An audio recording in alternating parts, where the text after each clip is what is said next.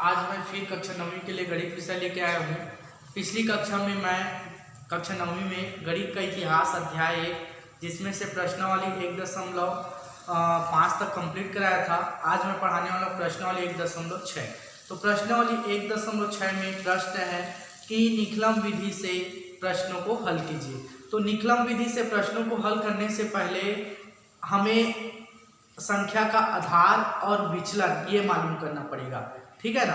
आधार और विचलन अपने को मालूम करना पड़ेगा।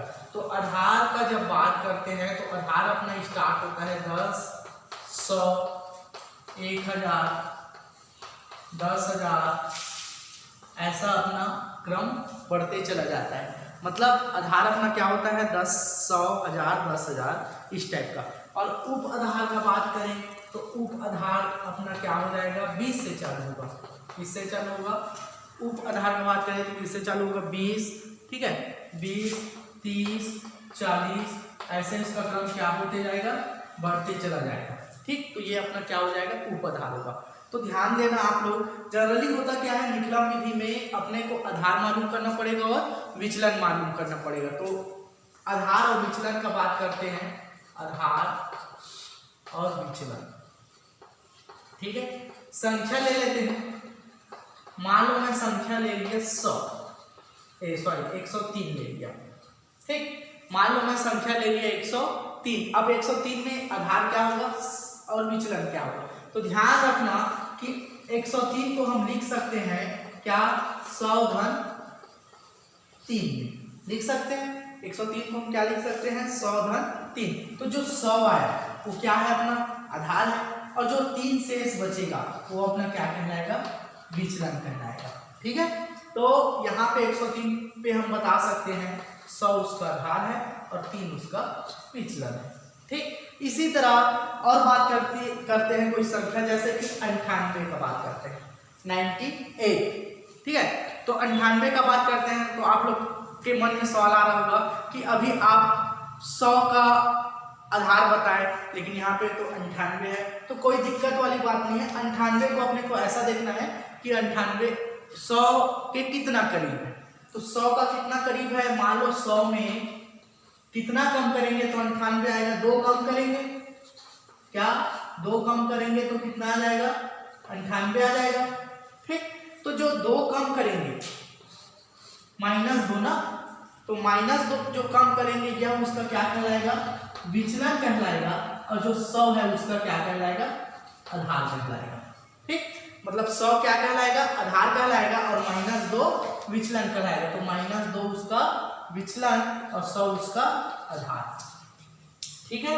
ऐसी अपना क्या है आधार और विचलन मालूम करके इस प्रश्नावली को क्या करेंगे हम लोग हल करेंगे। तो आइए चलते हैं प्रश्नावली 1.6 की क्या है। तो प्रश्नावली 1.6 को पढ़ते हैं। पहला प्रश्न है कि 13 गुणा 13 हल। पहला 13 गुणा 13। तो 13 गुणा 13 में अपने को मैं आप लोग को पिछली कक्षा में सिखाया था दायां भाग और बायां भाग, ठीक है। तो बायां भाग किसको बोलेंगे, इसको बायां भाग बोलेंगे और इसको दायां भाग बोलेंगे। तो दोनों का आधार और विचलन पहले मालूम कर लेते हैं, ठीक। तो पहला स्थिति है उत्तर का, इसको ले लो बायां भाग का आधार। तो बायां भाग का आधार क्या हो जाएगा 100, ये बायां भाग का आधार कितना होगा 10 होगा, क्योंकि 13 है तो 13 में 10 धन 3 करेंगे तो 10 धन 3 मतलब आधार कितना हो जाएगा 10, और विचलन क्या हो जाएगा धन 3, ठीक। वैसे दूसरा काम कर देते हैं उत्तर का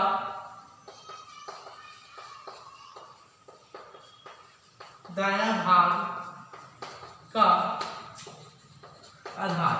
तो उत्तर का दायां भाग का आधार कितना आएगा, इसका भी 10 आएगा और विचलन कितना होगा धन 3 होगा। विचलन क्या हो जाएगा धन 3 हो जाएगा, ठीक है। अब क्या निकाल लेते हैं, तीसरा काम करते हैं क्या उत्तर का दायां भाग फिर निकालेंगे। तो दायां भाग निकालने के लिए क्या करेंगे, दोनों जो विचलन है उसको आपस में क्या कर देते हैं, गुणा कर देते हैं। तो यहाँ पे आ जाएगा विचलनों का गुणनफल। तो ये हो जाएगा 3 गुणा 3, तो 3 तिया कितना हो जाएगा 9। ठीक है, 3 तिया कितना हो जाएगा 9। ठीक, अब क्या करते हैं, दायां भाग निकल गया, अब अपने को और क्या चाहिए, बायां भाग चाहिए। तो यहाँ पे लिखेंगे उत्तर का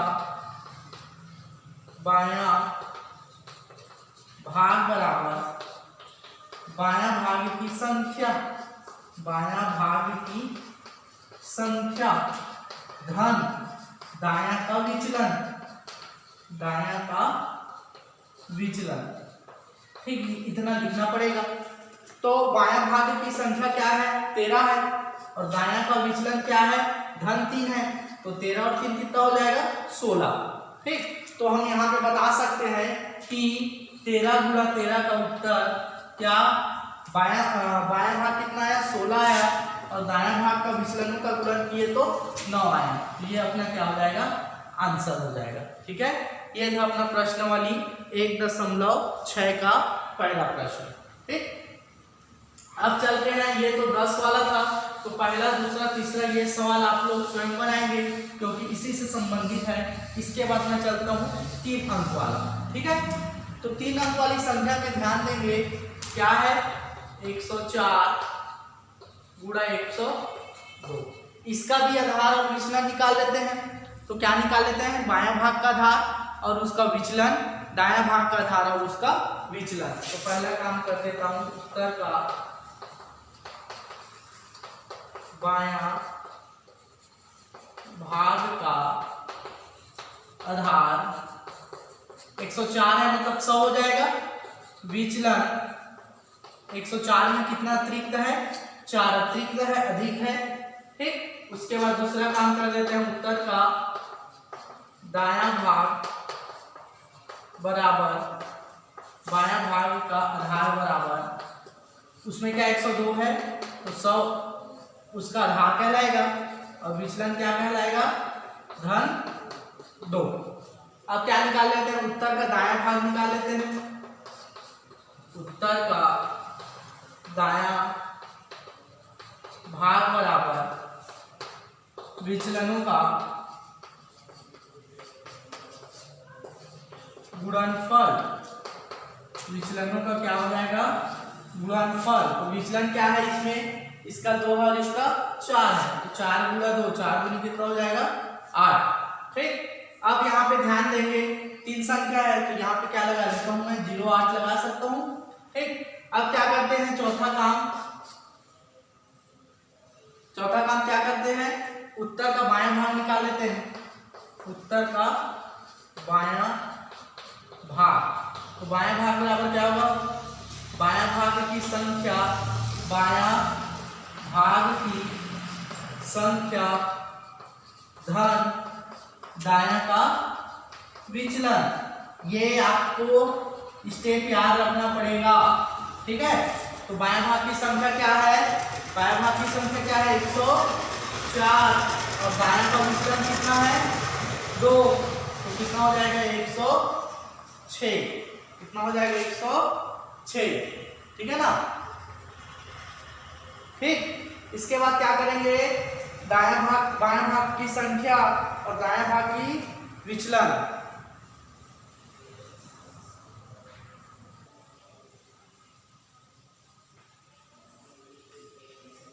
इसका कितना है 106 है। ठीक है, अब अपने हम बता सकते हैं यहाँ पे क्या 104 गुणा 102 का उत्तर कितना होगा। तो ध्यान देना, दायां भाग कितना आया है 0.8 आया है और बायां भाग कितना है 106। तो ये अपना क्या हो जाएगा, आंसर होगा। ठीक, तो ये था 2 अंक वाली संख्या का निकलन विधि से हल करना, ये 3 अंक वाली संख्या का निकलन विधि से हल करना। अब यहाँ पे देखो बिना मतलब आधार स्पष्ट दिखाई नहीं दे रहा है उसमें कि आधार क्या होगा और विचलन क्या होगा। ठीक है, जैसे प्रश्न नंबर तीसरा है 98 गुणा 94। ठीक, तो आइए चलते हैं 98 गुणा 94 को कैसे हल करते हैं। 98 गुणा 94। ठीक, पहला काम करते हैं, उत्तर का बायां भाग का आधार। ध्यान देंगे ना, 98 किसके करीब है? 100 का करीब है। 98 किसका करीब है? 100 का करीब है। लेकिन जब विचलन निकालेंगे तो 100 में कितना कम करेंगे तो 98 आएगा, 2 कम करेंगे तो ये विचलन बराबर क्या हो जाएगा? ऋण 2। ठीक, वैसे 94 का निकालेंगे, उत्तर का दायां भाग का आधार। तो दायां भाग का आधार कितना है? 100 है। और या उसका विचलन का बात करेंगे तो कितना होगा? विचलन का बात करेंगे तो 94, 100 के करीब है 94, लेकिन 100 में कितना कम करेंगे तो 94 आएगा, 6 कम करेंगे तो 94 आएगा, तो ऋण 6 उसका क्या हो जाएगा? विचलन हो जाएगा। ठीक है, तीसरा काम क्या करते हैं, उत्तर का दायां भाग ही निकाल लेते हैं। उत्तर का दायां भाग का मान निकालेंगे तो क्या होगा? विचलनों का गुणनफल। विचलनों का गुणनफल, तो दोनों का विचलन क्या है? ऋण 0,2 और ऋण 0,6, तो 6 दूनी कितना हो जाएगा? 12, और ऋण क्या हो जाएगा? धन हो जाएगा। ठीक, तो ये 12 क्या आ जाएगा? उसका विचलनों का गुणनफल आएगा। अब चौथा स्टेप निकालते हैं अपन लोग, क्या? उत्तर का बायां भाग। तो बायां भाग में क्या करते हैं? बायां भाग की संख्या लेंगे, बायां भाग की संख्या धन दायां का विचलन। ठीक है ना, तो बायां भाग की संख्या क्या होगा? बायां भाग की संख्या क्या है? 98 है, और दायां का विचलन क्या है? 12 है। तो दोनों को आपस में क्या कर देंगे? जोड़ देंगे। ठीक है, तो कितना होगा? 8 और 2 10, 10 की शून्य हासिल आई 1। ठीक, 9 और 1 10 और 1 11, 110, और इसका कितना आया था? 12। ठीक, तो ये होगा किसका उत्तर? 98 गुणा 94 का। ठीक है ना, तो ये है अपना प्रश्न पहला का तीसरा प्रश्न। ठीक, इसी तरह चौथा प्रश्न देखते हैं। एक में आधार स्पष्ट दिखाई दे रहा है, एक में आधार स्पष्ट नहीं है। नंबर चौथा प्रश्न। ठीक है, चौथा प्रश्न में क्या है? 96 गुणा 107, क्या दिया? 96 गुणा 107 दिया गया। तो 96 का आधार क्या है और 107 का आधार क्या है? तो यहाँ पे लिख लेते हैं, उत्तर का बायां भाग का आधार क्या? 100 क्यों होगा? क्योंकि 96 किसके करीब है? 100 के करीब है, और 100 में कितना कम करेंगे तो 96 होगा, तो 4 कम कर देंगे, है ना? 100 में 4 कम करेंगे तो 96 होगा। और तो यहाँ पे लिख देता हूं मैं विचलन, तो विचलन बराबर हो जाएगा ऋण 4। 100 में 4 कम करेंगे तो 96 होगा ना। वैसी उत्तर का दायां भाग का आधार निकाल लेते हैं। तो उत्तर का दायां भाग का आधार, तो दायां भाग का आधार कितना है? 100 है, और विचलन कितना है? धन 7 है। कितना है? धन 7। ठीक है, अब यहाँ पे ध्यान देंगे, क्या निकालेंगे इसके बाद? उत्तर का दायां भाग निकाल लेंगे। ठीक है, तो उत्तर का दायां भाग बराबर विचलनों का गुणनफल। तो विचलन का गुणनफल क्या होगा? दोनों के विचलनों को आपस में गुणा कर देंगे। ऋण 4 गुणा 7, तो 7 चौक कितना हो जाएगा? 28, ऋण 28। ठीक, अब क्या करते हैं? बायां भाग निकालेंगे। चौथा स्टेप क्या है अपना? बायां भाग। तो उत्तर का बायां भाग का आधार क्या हो जाएगा? सॉरी, उत्तर का बायां भाग बराबर बायां भाग की संख्या, बायां भाग की संख्या धन दायां का विचलन, ये होता है। तो बायां भाग की संख्या क्या है, ध्यान देंगे, बायां भाग की संख्या क्या है, 96 है, और दायां का विचलन कितना है, धन 7 है। दायां का विचलन क्या है, धन 7 है।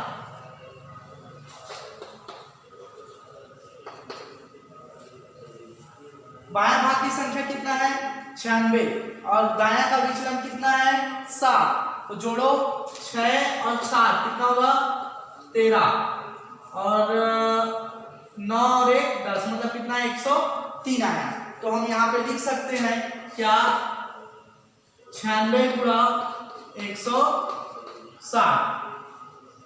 तो 96 गुणा 160 में क्या होगा, दायां का क्या है, दायां भाग क्या है, ऋण 28, ठीक, और सॉरी 28 आया इसका, और बायां का विचलन कितना है, 103, ठीक। तो ये अपना क्या हो जाएगा, उत्तर हो जाएगा, ठीक है।